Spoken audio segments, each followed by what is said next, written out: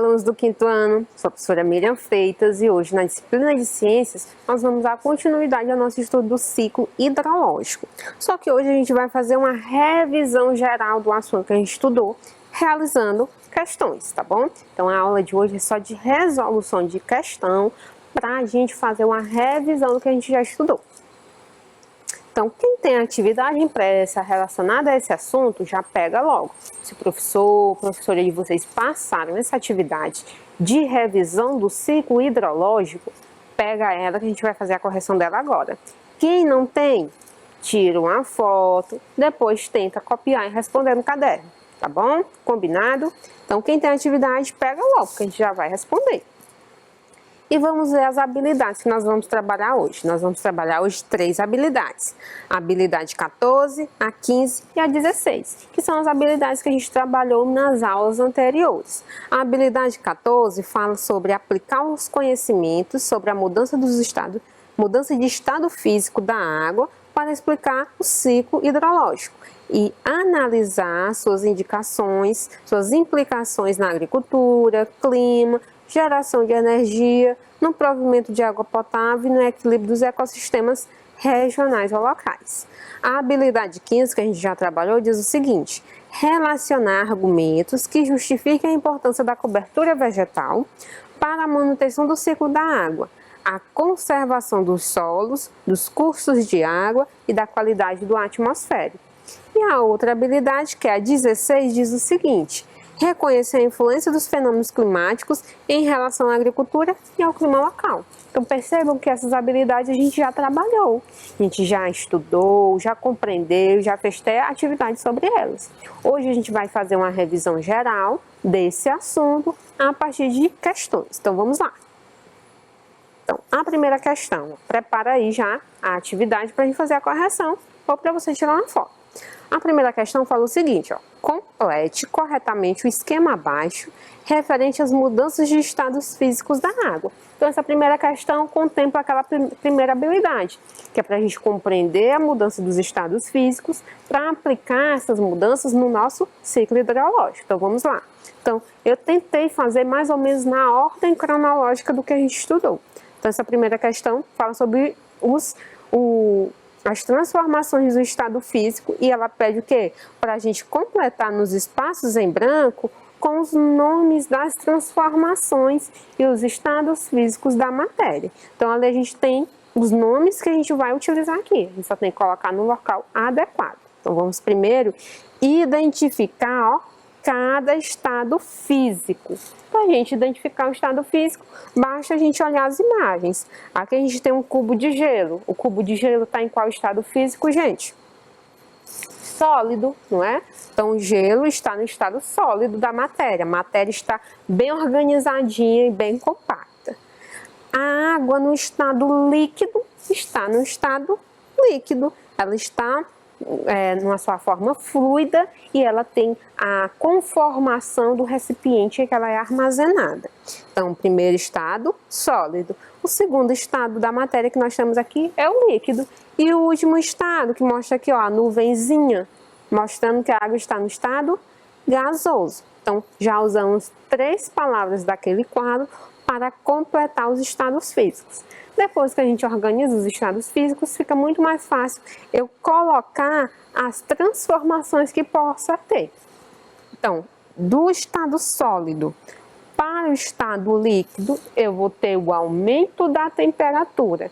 E essa alteração da temperatura provoca uma mudança do estado físico, que a gente denomina de fusão. Então, quando eu pego uma pedrinha de gelo lá do congelador e deixo em cima da bancada, o que é que vai ocorrer com ela com o tempo? Ela vai derreter. Esse derretimento a gente chama de fusão, que é a transformação do sólido em líquido, certinho? Então, o quadradinho aqui de cima, a gente coloca fusão. Só que esse processo, ele é o quê? Reversível.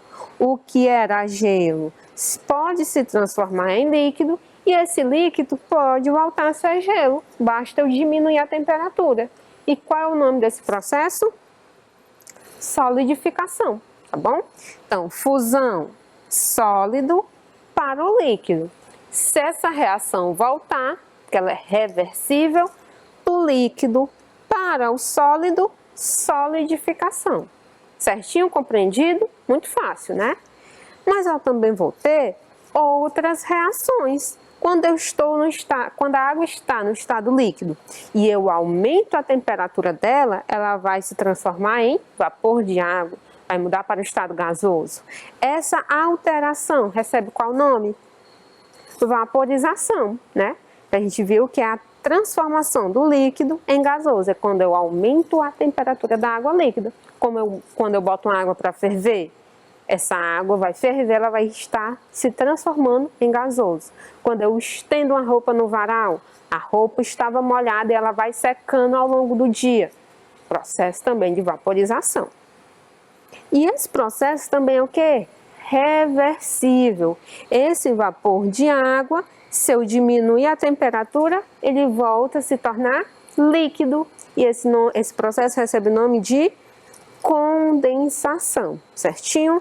Então, quando eu tenho um estado gasoso e ele volta para o estado líquido, eu tenho a condensação, que é quando a gente tampa a panela que a gente está fazendo arroz, não vai formar várias gotículas de água naquela tampa? Isso é condensação, tá bom?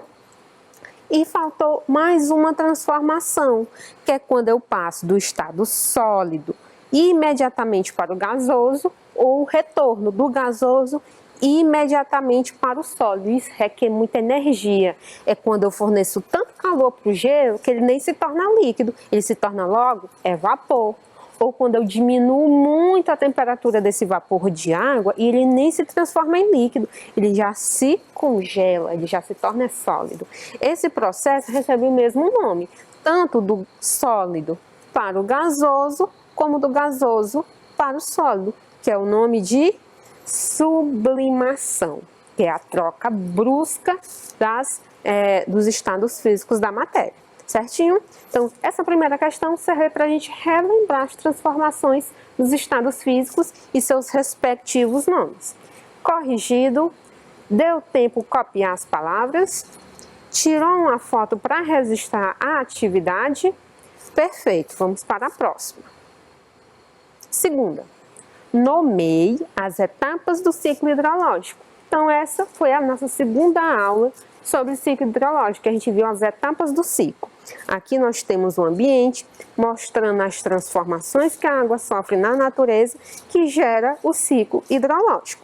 Então, o ciclo hidrológico inicia onde, gente? Ó, na evaporação da água, das águas superficiais e da água presente nas florestas, nas árvores, né? Então, o primeiro processo é evaporação, que é provocada pelo aumento da temperatura pelos raios solares que batem nesses corpos de água. Essa água, como aumenta a temperatura, vai evaporar. Ao evaporar, ela vai fazer o quê? Vai lá para as camadas mais altas da atmosfera e vai se transformar em nuvens. A nuvem, eu falei para você que é o quê? Água no estado líquido. Se estava vapor e se transformou em líquido, qual é o processo que eu tenho? Condensação para formar as nuvens. Então, a água evapora, quando chega lá no céu alto, vai estar baixa a temperatura, então ela vai se condensar. Essa água vai se condensar, forma as nuvens, essas nuvens vão ficar carregadas, pesadas e com o tempo vai ter o quê? A precipitação, que é o caimento da chuva propriamente dito. Em um ambiente normal, mas se for em uma montanha, não vai cair chuva, vai poder cair neve ou granizo. Essa precipitação vai o quê? Ocorrer e vai molhar o solo e vai o quê? Infiltrar no solo para abastecer os corpos de água subterrâneos, que são os aquíferos, tá bom? Então, esse é uma organização do ciclo hidrológico. Inicialmente, a água vai evaporar, vai se condensar formando as nuvens, essa nuvem vai se precipitar em forma de chuva, essa chuva vai percorrer o solo, podendo se infiltrar, iniciando novamente o ciclo hidrológico. Certinho? Compreendido? Muito fácil, né? As etapas do ciclo hidrológico. Tirou uma foto para quem não tem atividade? Corrigiu quem tem atividade? Perfeito, vamos para a próxima. Marque com o X a alternativa correta a respeito do ciclo da água. Letra A. A água presente nos mares e rios se condensa pela ação dos raios solares. A água dos rios, mares e lagoas vai condensar pela ação dos raios solares? Não, né, gente? Não é condensar, é evaporar. Então, tá errada a letra A. Letra B. A água presente nas nuvens evapora, pois está mais próxima do Sol? Não. A água presente nas nuvens vai se precipitar, vai condensar o vapor de água e depois vai precipitar, não evapora. Está errada. Letra C. A água na superfície da Terra evapora pela ação dos raios solares. Perfeito, corretinho, aquela primeira etapa do ciclo hidrológico. Resposta certa, letra C. Vamos ver a letra D, porque ela está errada.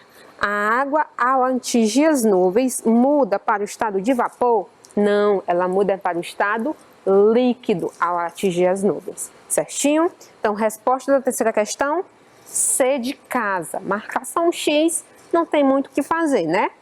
Certinho. Perfeito. Tirou a foto? Vamos para a próxima. Quarta questão. Para proteger os rios, é necessário cuidar da vegetação ao seu redor. Marque com o X a alternativa que justifica essa afirmação. Essa questão aqui já diz respeito à nossa terceira e quarta aula, que fala sobre a importância da cobertura vegetal para que ocorra o ciclo hidrológico. Então, vamos ver porque que é importante a gente ter essa cobertura vegetal. Letra A. A vegetação protege o solo, certo, e retém mais água, deixando-o empobrecido de nutrientes? Não, gente. A vegetação, ela protege o solo, sim, tá certo, mas ela vai deixar o solo mais rico em nutrientes, porque a água não vai carregar esses nutrientes do solo se o solo tivesse descoberto. Letra A está falsa. Letra B. A vegetação ajuda a evitar que partículas do solo sejam carregadas atingindo os rios? Tá certo. Então, quando eu tenho uma vegetação próxima ao rio e tem uma chuva, esse solo ele vai estar seguro, porque as raízes das plantas vão prender esse solo. Então, evita com que ele seja carregado. Então, a vegetação ajuda sim a segurar essas partículas do solo. Letra C. Quanto mais vegetação nas margens do rio, mais o solo é arrastado? É o oposto. Quanto mais vegetação no leito dos rios, nas margens, menos solo é arrastado. Tá falso a letra C. E a letra D? Em áreas agrícolas é possível retirar a vegetação que contorna os rios. Falso. Em áreas agrícolas tem que preservar a mata que fica ao redor do rio, tá falso. Então, letra correta é a letra B de bola. A vegetação ajuda a evitar a erosão do solo daquela região. Certinho? Corrigido? Perfeito. Então, quarta questão, resposta certa, letra B de bola. Vamos para a quinta. Quinta questão. Dentre os benefícios proporcionados pelas florestas, marque a opção incorreta. A gente agora vai marcar o que está errado, tá bom? Então vamos lá. Letra A. As florestas regulam as precipitações, ou seja, produzem chuvas. Tá certo ou tá errado? Certíssimo. Quando eu tenho uma grande região de mato, uma floresta, o que é que eu vou ter? Uma grande quantidade de vapor de água sendo liberado. Lembram lá que as árvores, elas liberam para o ambiente vapor de água, que ela absorve a água, usa nas suas atividades, mas libera uma parte. Por isso que quando a gente está embaixo de uma árvore, o clima é mais gostoso, é mais fresco. A umidade é maior, porque ela libera realmente partículas de água, vapor de água. E esse vapor de água serve para produzir chuvas. Está correta a letra A, então não vamos marcar, porque a questão que é a incorreta. Letra B. As matas purificam o ar, retirando gás carbônico e liberando gás oxigênio? Corretíssimo, gente. As árvores, ela tem o papel de realizar a fotossíntese, que seria o quê? O processo que ela obtém energia, onde ela pega o gás carbônico do ar, armazena para fazer uma reação química e libera o oxigênio. Dessa forma, as árvores são filtros naturais do nosso planeta. Ela vai purificar o ar, vai liberar o oxigênio, que é o gás que a gente utiliza na nossa respiração, e vai capturar o gás carbônico, que é o gás que prejudica na nossa respiração. Então, elas purificam o ar realmente, tá certo? Então, letra B está correta, não vamos marcar. Letra C. A evapotranspiração das árvores refresca o ar, diminuindo a temperatura, além de aumentar a umidade. Perfeito. Mesma coisa que eu falei aqui, né? Na letra A. Então, a evapotranspiração, que é a transpiração feita pelos vegetais, refresca o ar, diminui a temperatura e aumenta a umidade. Perfeito. E letra D, as raízes das florestas deixam o solo mais impermeável, dificultando o escoamento da água, provocando alagamentos. É o oposto. As raízes das florestas deixam o solo mais permeável, ou seja, a água consegue infiltrar. E se ela infiltra no solo, eu não vou ter alagamentos, eu vou diminuir os alagamentos. Por isso que em cidades é importante que eu tenha árvores e tenha áreas sem pavimentação, para que a água das chuvas consiga infiltrar e assim eu não tenho aquele alagamento, aquele transtorno nessa cidade. Então, como a quinta questão que é a incorreta é a letra D. Então, vamos marcar a letra D. As raízes deixam o solo mais impermeável. Está errado. Ele deixa o solo mais permeável, tá bom? Então, quinta questão, resposta correta, D de dado. Certinho, respondido, corrigido, tirada a foto? Perfeito. Vamos para a próxima.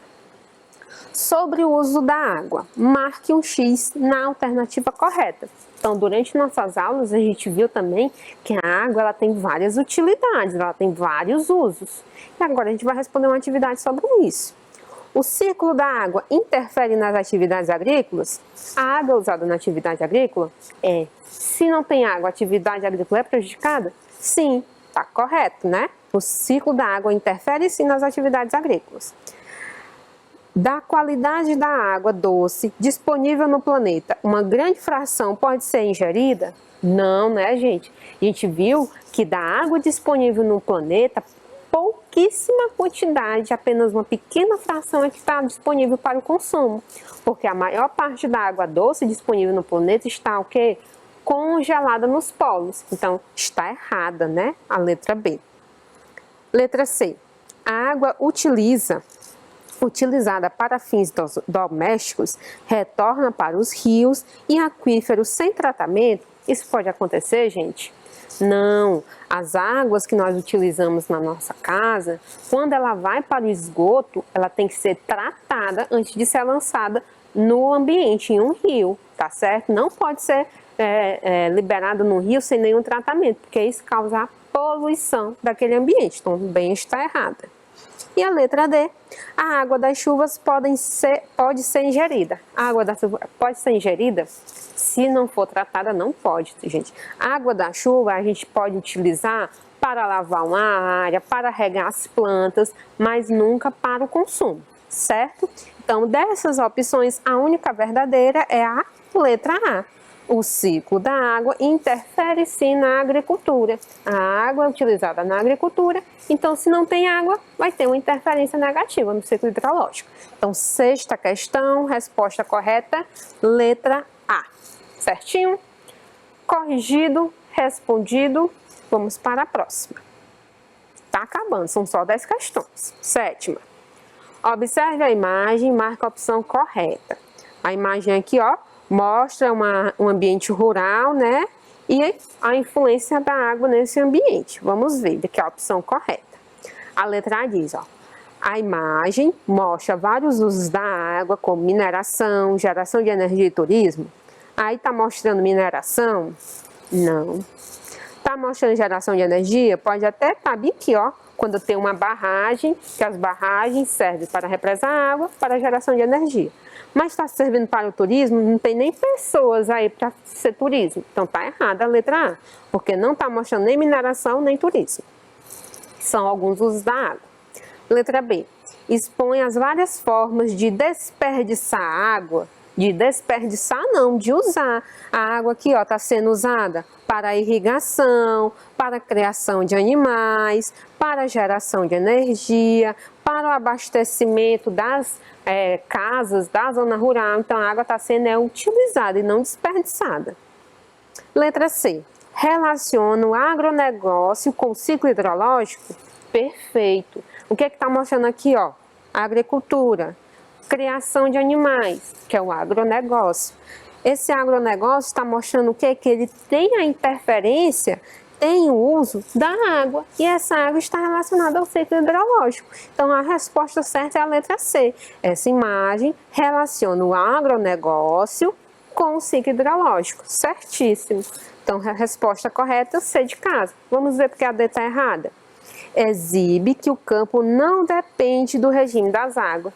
Totalmente o oposto. O campo, a zona rural, depende bastante, porque vai usar a água tanto para sua subsistência, como também para a produção de vegetais e criação de animais, que ambos precisam de água. Então, sétima questão, resposta correta é a letra C. Mostra a relação do agronegócio, das atividades feitas na zona rural, no campo, com o ciclo hidrológico. Certinho? Respondido. Corrigido, tirou a fotinha, vamos para a próxima questão. Oitava. Quanto ao uso da água para geração de energia, marque com um X a alternativa correta. Letra A. O ciclo da água auxilia na reposição da água dos reservatórios das hidrelétricas? Certo. O ciclo da água vai repor a água nos reservatórios. Por isso que é importante armazenar água no período das chuvas, que é quando eu vou ter mais disponibilidade da água, do ciclo da água. Letra B. O ciclo da água não afeta a geração de energia? Errado, afeta sim, principalmente aqui no Brasil. O nosso país tem como maior parte da energia que é produzida a partir de hidrelétricas. Ser hidroelétrica utiliza a água para geração de energia. Então o ciclo da água afeta sim. Por isso que a conta de energia está tão cara esses dias. Porque lá na região sul está tendo pouca chuva, o reservatório está com pouca água, então a energia se torna mais cara para ser produzida. Tá falsa, letra B. Letra C. A construção de usinas hidrelétricas não interfere na flora e na fauna local. Falso. Quando eu faço uma hidrelétrica, eu vou represar a água. Se eu represo a água, eu vou precisar de uma grande região para essa água ser armazenada, podendo afetar a flora, florestas, matas ao redor e também animais que vivem naquele ambiente. Então, interfere sim. Tá? Falsa, letra C. E a letra D? As usinas hidrelétricas geram a mesma quantidade de energia em períodos de chuva intensa ou de seca prolongada. Falso, gente. Ela não gera a mesma quantidade de energia quando está cheia e quando está seca. Ela gera quantidades diferentes. Por isso que no período seco do ano, a energia se torna mais cara, tá bom? Então, a oitava, a resposta correta é letra A. Certinho? Corrigido? Vamos para a próxima. Nona. Complete as frases a seguir com as palavras do quadro abaixo. Escasso, óleo, calçada e economizar. Para diminuir a contaminação dos rios e mares, devemos sempre que possível descartar resíduos de óleo em recipientes, tá certo? Para que a gente não contamine as águas. Lembra lá do uso correto? Temos que usar o óleo e descartar de forma correta, armazenando em recipientes. Durante o banho, devemos fechar o registro enquanto nos ensaboamos, de modo a economizar água e reduzir o consumo dela, tá bom? Letra B, economizar. A água eliminada pelas máquinas de lavar pode ser reaproveitada para lavar a calçada. Em vez da gente usar a água da mangueira, a gente usa uma água que já foi utilizada. Faz o reuso da água. E letra D, devemos cuidar e tratar da água, pois ela é um recurso considerado escasso, limitado. Compreendido? Corrigido a nona questão, é só completar com as palavras já presentes no quadro. Óleo, economizar, calçada e escasso. Certinho? Tirou a foto? Vamos para a 10ª. Última questão. As fotos mostram problemas ambientais. Faça a associação com as possíveis soluções, tema da nossa última aula. Aqui nós temos alguns problemas ambientais e no meio nós temos as possíveis soluções para esses problemas. Lixo depositado nos rios, está mostrando aqui um ambiente aquático poluído. Isso aqui eu posso evitar de qual forma? Reciclando, tratando esgoto, fazendo a coleta seletiva ou aterro sanitário? Reciclando. Esse lixo aqui, como está mostrando, ele poderia ter sido reciclado, reutilizado. Se não foi feito, ele acaba parando em ambientes como esse, poluindo. Então, esse primeiro problema ambiental poderia ser evitado pela reciclagem, certo? A segunda aqui imagem, temos alagamentos. Os alagamentos, eles poderiam ser evitados através de qual técnica? Tratamento do esgoto, coleta seletiva ou aterro sanitário? Coleta seletiva. Se o lixo fosse coletado, mesmo que não separado, evitaria com que esse lixo depositado em calçadas entupisse bueiros em períodos de chuva, causando assim alagamentos. Então, coleta seletiva está relacionada aos alagamentos. Contaminação dos rios. Quando é depositado no rio agentes contaminantes, qual é a forma que eu poderia evitar? Fazendo o tratamento do esgoto. Então, se o esgoto, que a água devolvida ao rio, fosse tratada, evitaria com que ele fosse contaminado. Lixões depositados sobre o solo de forma inadequada, seria evitado esse problema se tivesse aterros sanitários, certinho? Conseguiu entender, compreender os problemas e as soluções? Perfeito! Respondido, corrigido, tirou uma foto? Ótimo! Então, gente, a aula de hoje é isso. Nós fizemos uma pequena revisão sobre os assuntos que nós já estudamos a partir dessas questões.